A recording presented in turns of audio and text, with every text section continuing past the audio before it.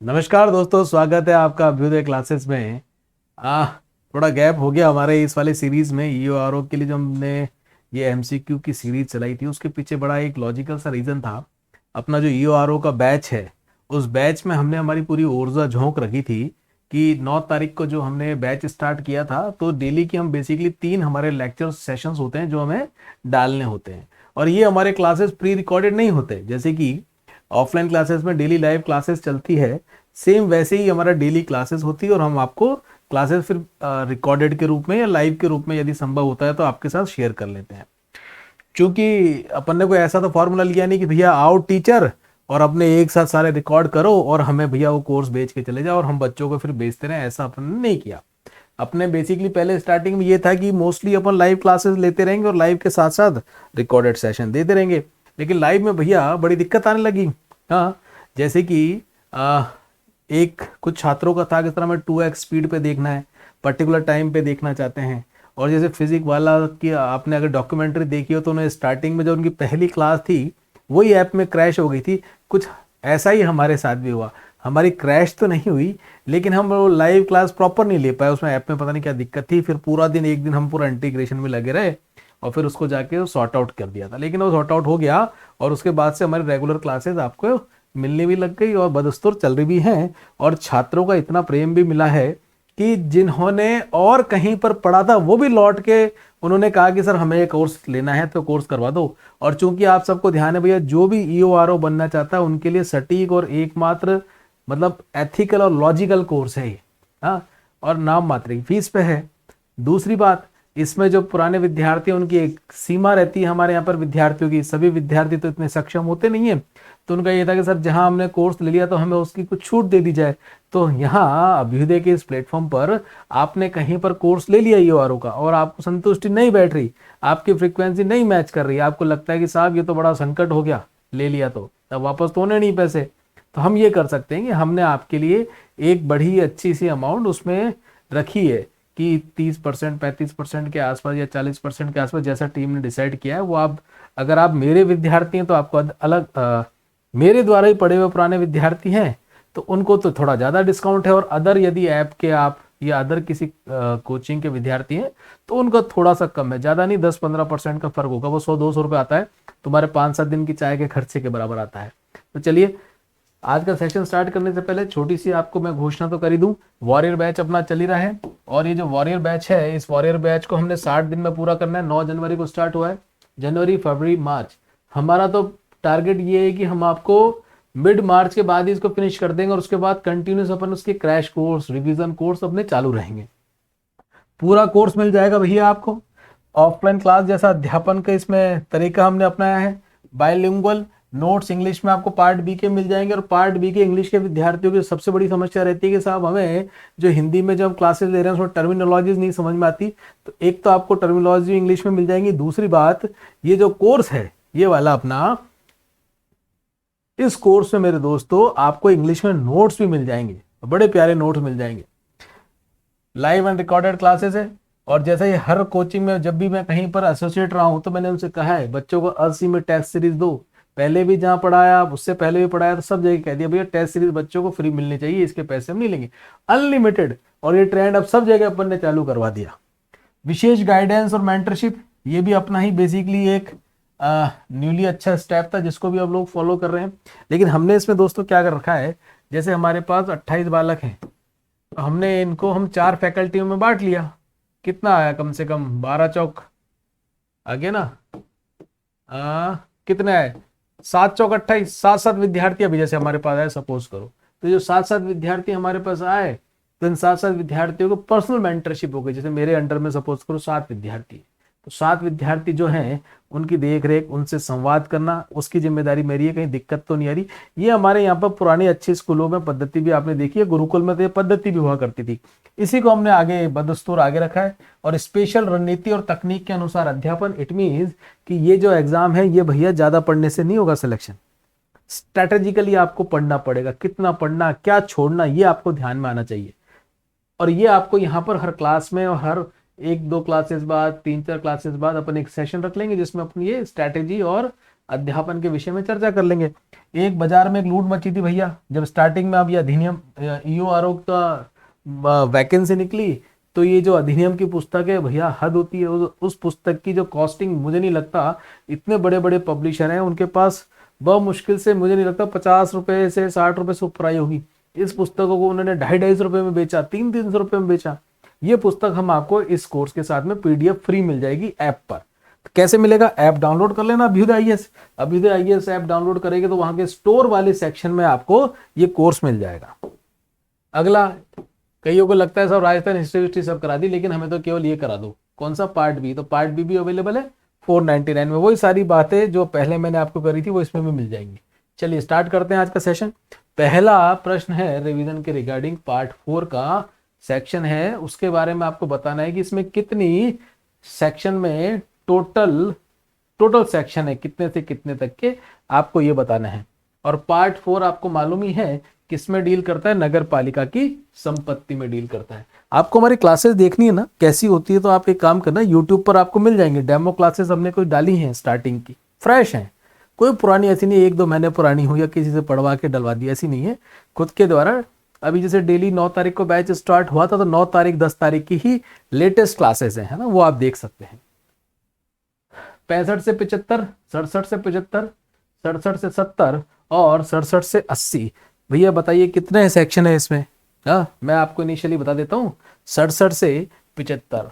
आप अगर ये सोच रहे हैं तो आपका उत्तर बिल्कुल सही है। अगले क्वेश्चन पे चलते हैं।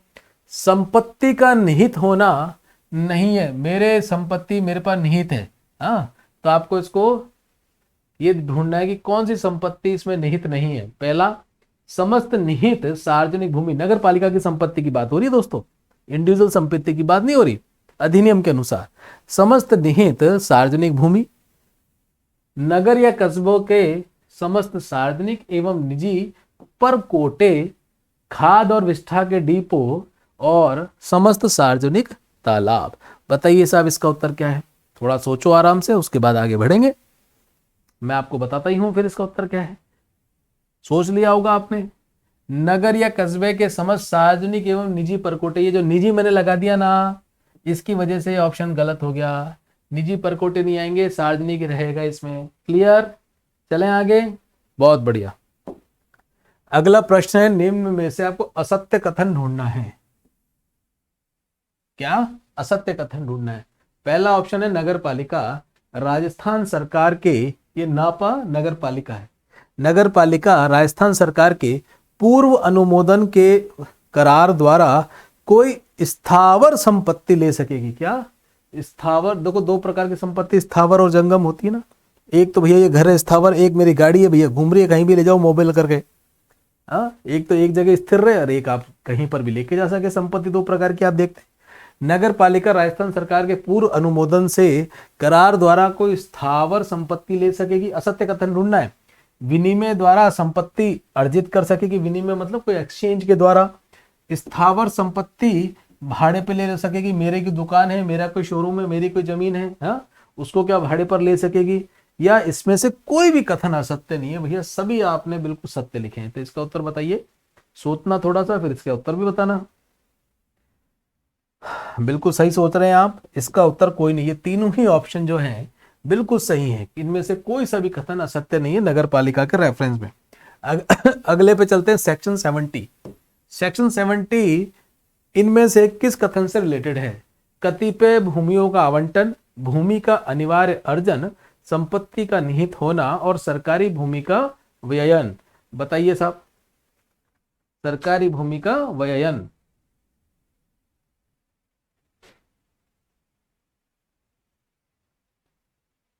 बताओ साहब, बताओ। सोच लिया होगा आपने, सोच लिया होगा आपने। कतिपय भूमियों का आवंटन है, बेसिकली ये डील करता है आपका allotment, regularization etcetera of certain land. ठीक है ना? आवंटन मतलब अलॉटमेंट, कतिपय भूमि मतलब सर्टेन लैंड। एक होता है भूमि का अनिवार्य अर्जन। क्या होता है दोस्तों? भूमि का अनिवार्य अर्जन, कंपल्सरी एक्वाजिशन ऑफ लैंड। अनिवार्य मतलब कंपल्सरी और अर्जन मतलब एक्वाजिशन।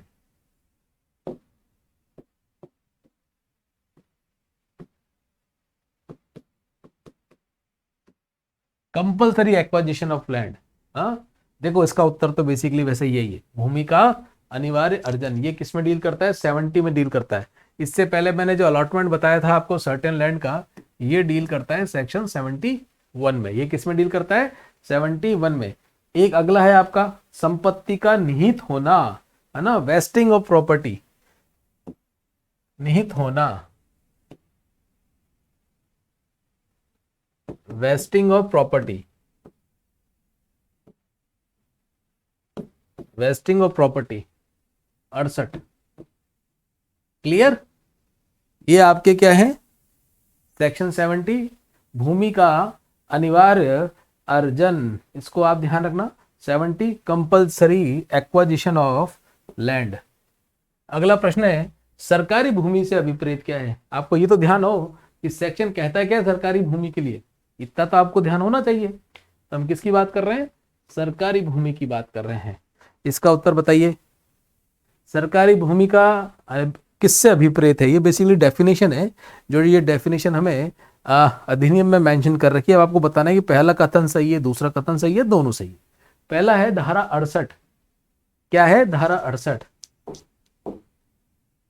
संपत्ति का निहित होना। अभी अपन ने देखा था ना कि उपधारा मतलब सब सेक्शन है इसकी, एक के खंड ज पर जयपुर वाला है, ज के अधीन नगर पालिका में निहित हो गई हो, या राजस्थान भू राजस्व अधिनियम 1956, ये अपने आरएस में भी है, भू राजस्व अधिनियम। इसके बारे में आरएस के मेंस में पढ़ेंगे अपन। 1956 की धारा 3 में यथा परिभाषित नजूल भूमि, ये जो नजूल भूमि है ना, राजस्थान में आरएस मेंस के लॉ वाले सेक्शन में, लॉ का जो भी पेपर मॉडरेटर है उसका बड़ा फेवरेट है। लगातार कंटिन्यूस 2 नंबरों में नजूल भूमि देके गया। इस बार जब हम मेंस लिखने गए तो भैया हमने नजूल भूमि पढ़ा नहीं था। हाँ, कि पिछली बार तो आया ही है, लेकिन वो फिर रिपीट कर दिया उन्होंने। बोले यार ये क्या मतलब है? मतलब कुछ 5-7 नंबर के क्वेश्चन तो वो रिपीट भी कर देते हैं। सरकारी भूमि बेसिकली होती है। हाँ, कथन ए सही है या कथन बी सही है? ए और बी दोनों सही है, कोई भी सही नहीं है। देखो इसका उत्तर है ये दोनों कथन ही सही है, ये दोनों कथन ही सही है। अगले प्रश्न में चलते हैं। थोड़ा सा लंबा है पर ऑप्शन छोटे हैं, लेकिन अच्छा प्रश्न है। मुख्य नगर पालिका अधिकारी, हाँ, chief municipality officer, CMO, medical officer नहीं, यहां पर म्युनिसिपलिटी ऑफिसर है। किसी स्थावर संपत्ति के मामले में यदि कोई परिवर्तन हो तो एक वार्षिक विवरण तैयार करेगा, एनुअल स्टेटमेंट, और उसमें उसकी प्रति भेजेगा। बेसिकली क्या होता है कि सपोज करो आपके किसी एरिया में कुछ संपत्तियों में चेंजेस हुए, तो आपको मालूम तो होना चाहिए ना साहब, ये एरिया हमने बेच दिया, ये इसका हमने ऑक्शन कर दिया, ये और हमने स्थावर संपत्ति मिला ली। तो उसका एक स्टेटमेंट बनता है कि साहब आपके एरिया में कितनी स्थावर संपत्ति है, कितनी आपने एक्वाजिशन कर ली, कितनी बेच दी, ये सारी उसमें बेसिकली स्टेटमेंट में सारा विवरण होता है। तो उसकी एक प्रति जो स्टेटमेंट की वार्षिक विवरण की, वह किसको भेजता है? मुख्य नगर पालिका अधिकारी, जिसको आप चीफ म्युनिसिपलिटी ऑफिसर बोलते हैं। ऑप्शन है अध्यक्ष को भेजेगा, उप निदेशक स्वायत्त शासन को भेजेगा, कलेक्टर को भेजेगा, निदेशक स्थानीय निकाय को भेजेगा। अच्छा प्रश्न है ये। हाँ, अच्छा प्रश्न है। यदि इसका उत्तर आप एक झटके में दे रहे हैं तो आप बिल्कुल सही पाथ पे चल रहे हैं, आपकी तैयारी बिल्कुल सही पाथ पे चल रही है। बताएं साहब किसको भेजेगा ये? थोड़ा सा आपको मैं समय दे देता हूं इसके लिए, थोड़ा सा आपको समय दे देता हूं। एक प्रति किसको भेजेगा? देखो उसका उत्तर है डी, निदेशक स्थानीय निकाय को, local bodies, director of local bodies को ये एक वार्षिक विवरण तैयार करके एक प्रति भेजेगा। क्लियर है? आज ये 6 इंपॉर्टेंट क्वेश्चन थे चैप्टर 4 के। आप हमारे साथ जुड़ के पार्ट बी की तैयारी करना चाहते हैं तो भैया जुड़ जाओ। कहीं से आपने कोचिंग ले, मतलब ऐप से या कहीं से भी कोर्स आपने ऑप्ट कर रखा है और आपको लगता है कि साहब ये तो गड़बड़ हो गई यहाँ पर लेके, तो आप हमारे पास भी आ सकते हो। आप जैसे विद्यार्थियों के लिए यहाँ पर विशेष आपको कोई ना कोई सहूलियत अवश्य दी जाएगी। और जिसको ईओआरओ बनना है तो अभ्युदय के साथ आपको जुड़ना ही चाहिए। चलिए नमस्कार, कल फिर मिलेंगे इसी प्रकार के एक ऐसे सेशन से शानदार से और चर्चा करेंगे। नमस्ते, राम राम।